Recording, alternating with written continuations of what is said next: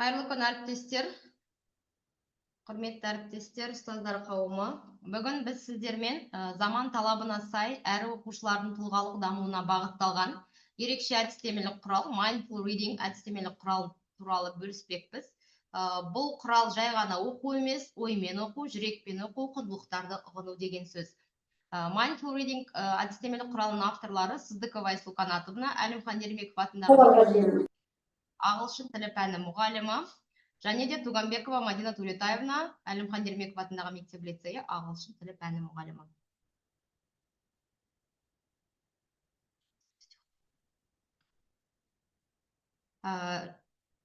Қазіргі таңда технология қарқынды дамып жатқанына қарамастан, адамгершілік қасиеттер мен құндылықтарға негізделген тәрбие басты назарда болуға тиіс, оны барлығымыз білеміз. Оқушыларға ақпаратты қабылдау ғана емес, оны талдап, сыни тұрғыдан бағалауға, өз көзқарасын қалыптастыруға дағдылануы қажет. Сол себепті біз Mindful Reading әдістемелік құралын қолға алдық. Бұл әдістемелік құрал құндылықтарға негізделген оқу процесі, оның ішінде экологиялық сана, қоғамдық жауапкершілік, мейірімділік, құрмет, шынайылық сияқты маңызды бағыттарды қамтиды.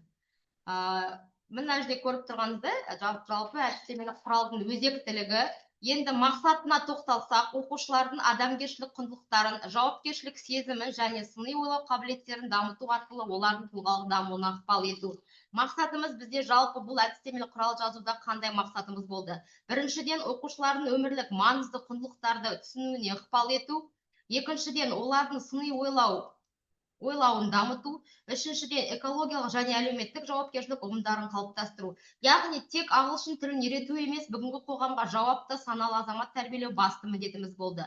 Mindful Reading әдістемелік құралы 9 сынып оқушыларына арналған. Бұл құрал функционалдық сауаттылықты дамыту мен тұлғалық өсуді үндестіріп, оқушының адамгершілік қасиеттерін қалыптастыруға бағытталған.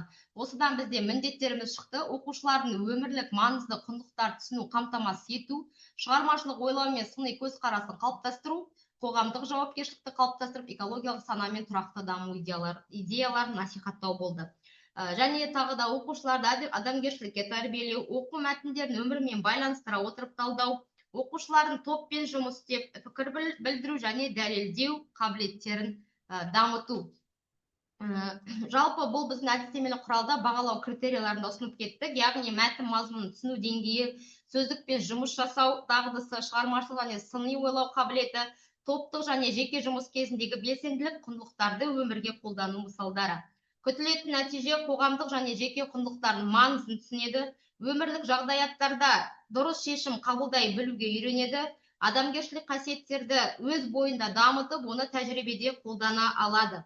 Коммуникативті шығармашылық, зерттеушілік дағдыларын дамытады.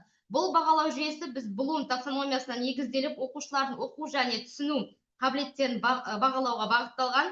Әр кезден белгілі бір тапсырмалармен өлшене және де 22 балдық шкала бойынша бағаланады. Дескрипторлар барлығы берілген. Бұл жүйе оқушылардың оқу, түсіну, сөздік қоры, сыни ойлау және өзіндік пікір білдіру қабілеттерін бағалау үшін тиімді. Mindful Reading әдістемелік құралы мектеп тәжірибесінде апробациядан өтіп, оның оқушылардың оқу дағдыларындағы дамытудағы оң әсер байқалды. Оқушылардың жинаққа дейінгі және кейінгі оқу жылдамдығын, мәтінді түсіну қабілетін, сөздік қор деңгейін бағалау үшін ауызша жауап беру, мазмұндау және мәтінмен жұмыс тапсырмалары арқылы нәтижелер салыстыру жұмысы жүргізілді. Мұғалімдердің бақылаулары мен талдаулары нәтижесінде оқушылардың сабақтағы белсенділігін, өзіндік оқу деңгейін және де оқуға деген қызығушылығын байқауға болады. Жинақты қолдану нәтижесінде 9 сынып оқушылардың ағылшын тілінде оқу жылдамдығы, жаңағыда айтып кеттім, түсіну деңгейі жақсарды. Енді сіздермен қазір көрсетсем сіздерге жұмысымызды. Барлығы көріп тұр ғой сіздерге. Міне жалпы мазмұны кіріспеде негізгі бөлігі бірінші тарау, екінші тараудан тұрады. Және де шағын мәтіндердің жинақтары көріп отқаныңыздай. Кіріспеден негізгі бөлігі кетеді. Міне тапсырмалармен таныстырып өтсек, оқу дағдыларын дамытуға бағытталған мәтіндер мен жаттығулар жиынтығы.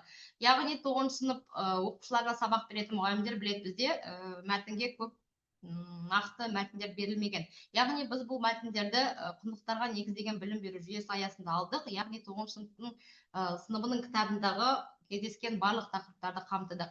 Яғни біз шағын ғана мәтін береміз, мысалы Hobbit and their values, көріп тұрсыздар, reading comprehension, яғни ол түсінігі бойынша біз сұрақ қоямыз, only 3 questions, and then we can write vocabulary development. Яғни біз find and explain the meaning of the words, яғни олар сөзді тауып, оның мағынасын түсіндіреді, оны білеміз. Next, task 2, use each of these words in sentence related to your favorite hobby, real life application, critical thinking, creative writing, group activity. In this way, we have such tasks. Бізде барлық тапсырмалар қайталанбайды.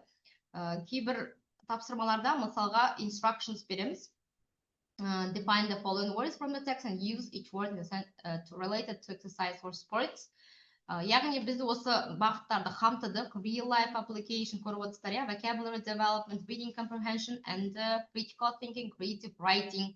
Not only this one, also we can use problem solving task, research task, map creation, role play.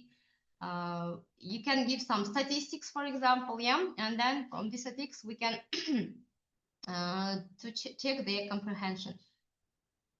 In this way we have right. Okay, in the practical part, introduce my colleague Madina Duletaevna.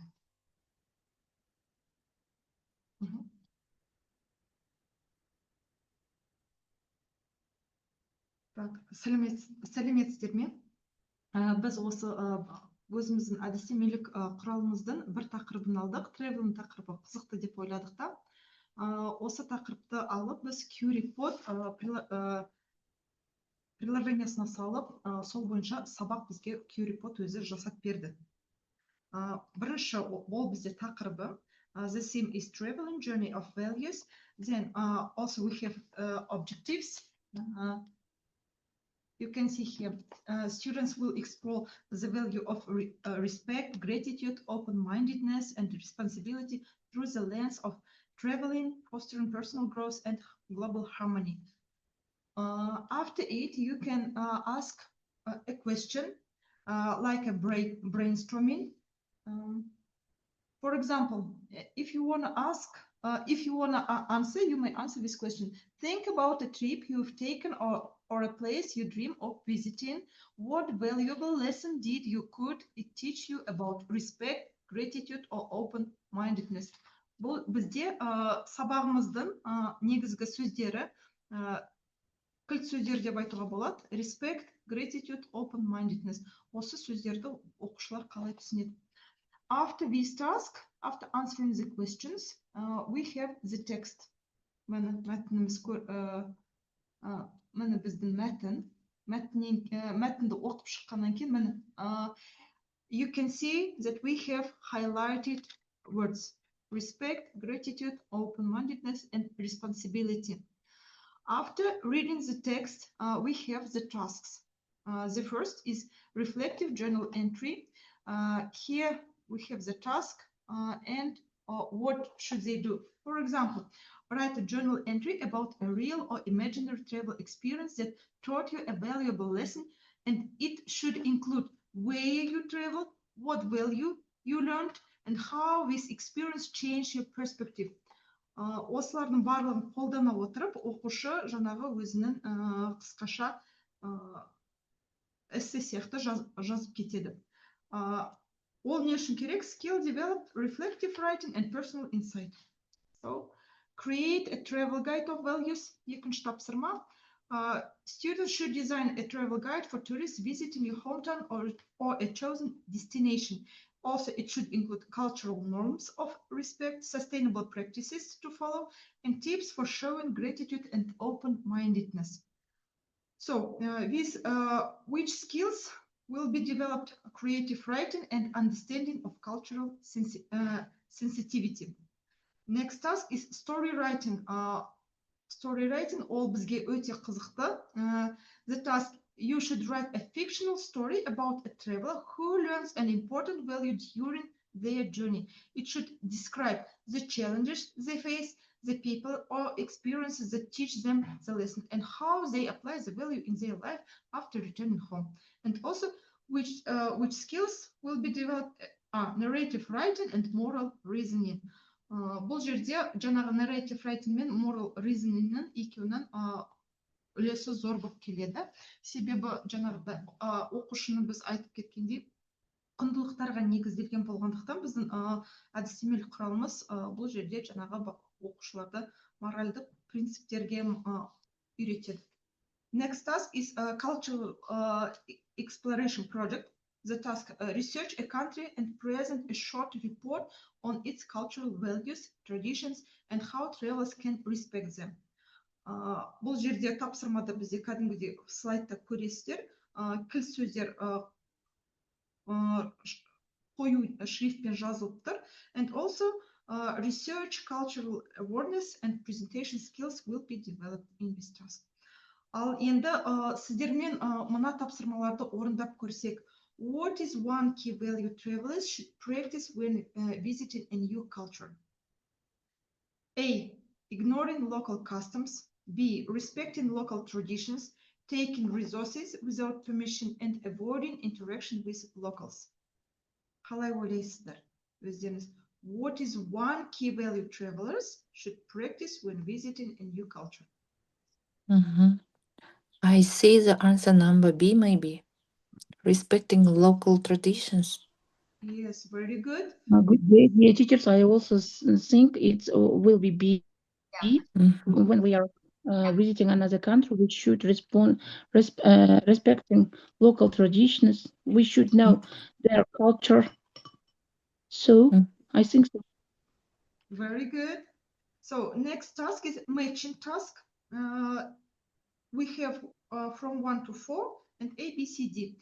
Learning about local traditions before visiting. What is it? How do you It is maybe reducing waste while traveling. It's, I think, responsibility. No? I think the second is responsibility. Reducing waste while traveling. It is responsibility. It's responsibility. Yes. Thanking a local guide for their hospitality. It is gratitude or respect. Learning about local traditions before visiting. It's, I think, respect. Open. The first open-mindedness. It is trying new foods and engaging with the local culture. What about this? It will be also a gratitude. Again, the Great. period. Learning about local traditions before visiting. I think it's a respect. Yeah, you're right. Respect, okay. What about reducing waste while traveling? It's a responsibility. Responsibility, yes. So do I think. Next, thanking a local guide for their hospitality. It's open-mindedness. Great. No, we have the misunderstandings, yeah, this way. It's a gratitude. Trying new foods. And last one, it's open-mindedness.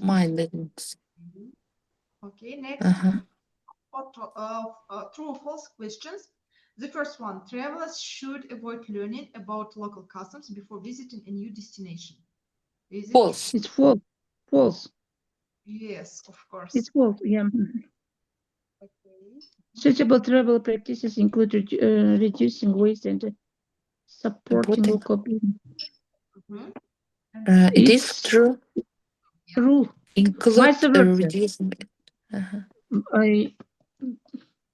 Then, with students, you can design a travel guide for tourists visiting a destination of your choice, highlighting cultural norms or sustainable practices. Yeah, we do it after this one because we draw something about the travel guide for tourists. Yeah. Next, get the blanks. Yeah, I think it's easy task. Learn the blanks. Traveling. Yes. Traveling teaches us by helping us. Challenge stereotypes stereotypes and and embrace diversity. diversity. Traveling Travel teaches teaches us. mm, How do you think? for knowledge for us knowledge by helping challenge. By helping us challenge stereotypes and embrace diversity.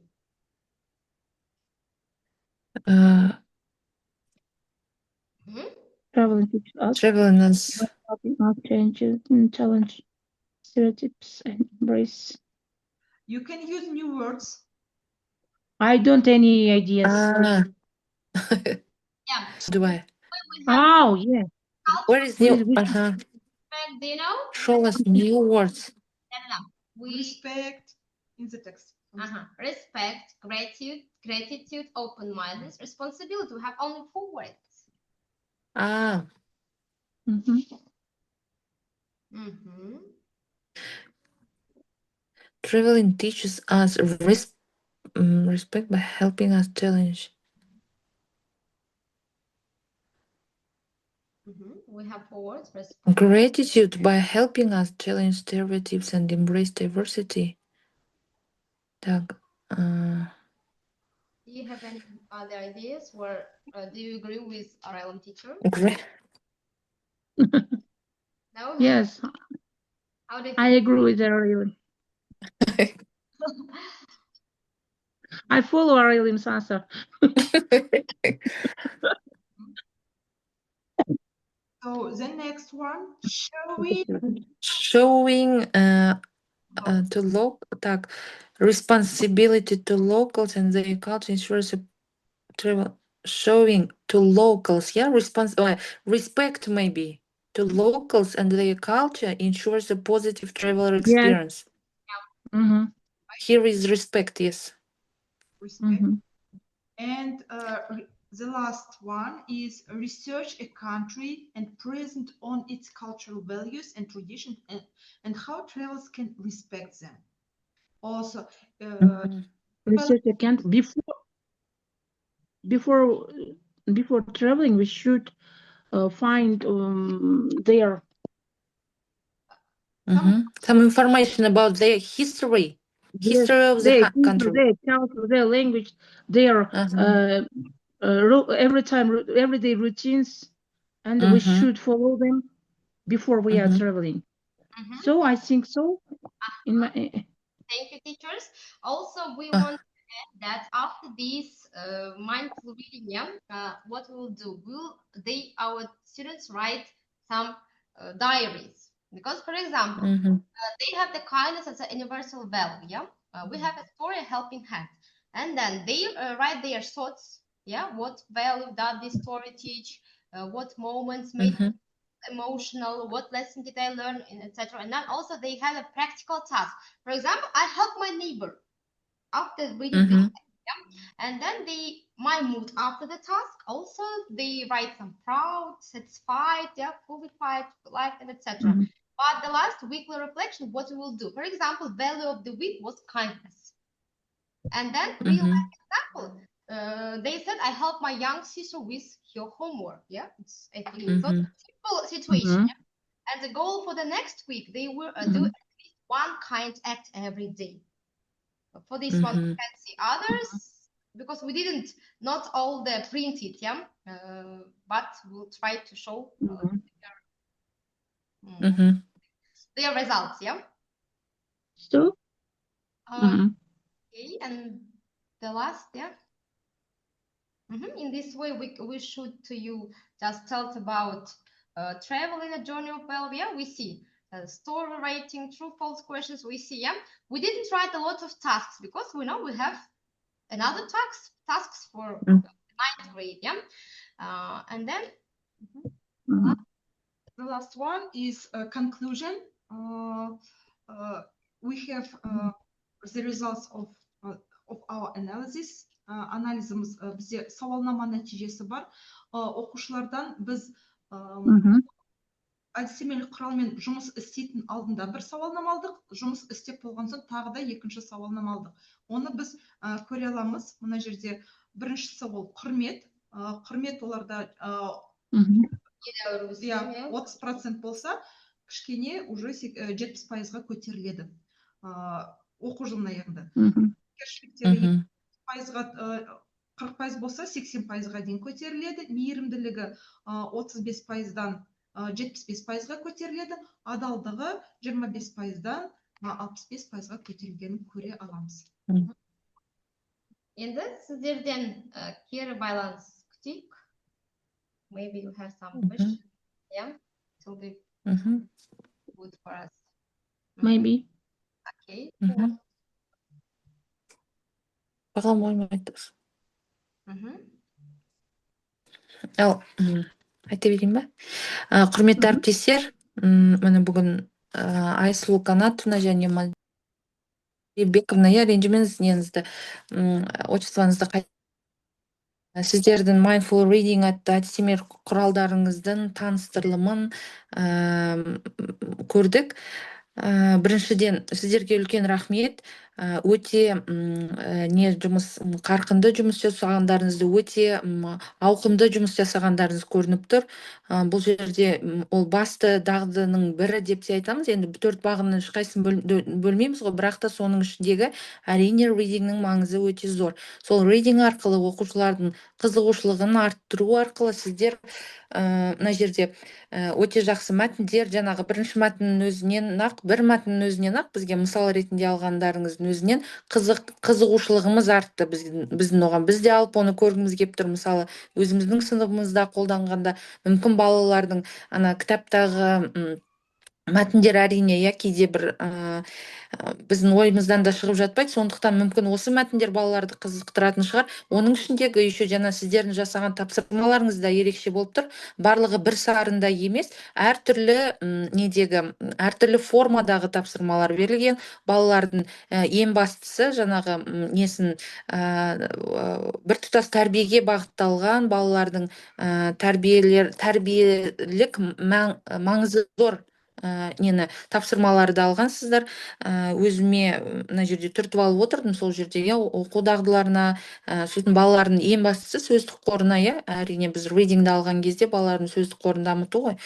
Соған да көп жұмыс жасағансыздар. Сіздерге сәттілік, мынандай жұмыстарыңызды әрине тарату керек деп ойлаймын. Аудандарға, облыстарға, жалпы республика көлемінде жұмыстарыңызды ары қарай таралып, осындай әріптестер не ала беріңіздер, жылы отзывтар ала беріңіздер. Көп рахмет бүгінгі Жаңағы қосымша арқылы жасаған тапсырмалар, нелеріңізді әрбір сабаққа енді жасадыңыздар ғой, соларыңызды ұнады. Кюрпотқа арқылы сіздер кез келген тапсырманы жасай аласыздар. Өйткені бұл жерде біз уақыт шектеулі ғой, білесіздер ғой. Ол кезде кюрпот арқылы балалар тіркеледі. Ол жерде балалардың аттары жазылмайды. Бәрі аноним. Сұрақ беріледі ғой, балалар жауап берген кезде, балалар мысалы, мен досым ғой, осыған не берейінші деп көмек берейін. Ол жерде бәрі прозрачно, честно деп. Яғни ол жаңағы сұраққа жауап берді, все, енді барлығымыз we vote дейді, голосовать етеміз барлығымыз. Яғни әдемі жазылған, дұрыс жазылған, соған голос берді, бірінші орынға шығады. Анонимно. Drawing деген бар, яғни сурет салады. Мысалға айтамын, travel guide, осы мысалға айтамыз, мәтін бойынша өзіңіздің ойша елестетіп бір сурет салыңыз деп. Сол кезде де қызықтар көріп атуға болады, солай жасауға болады сіздерге.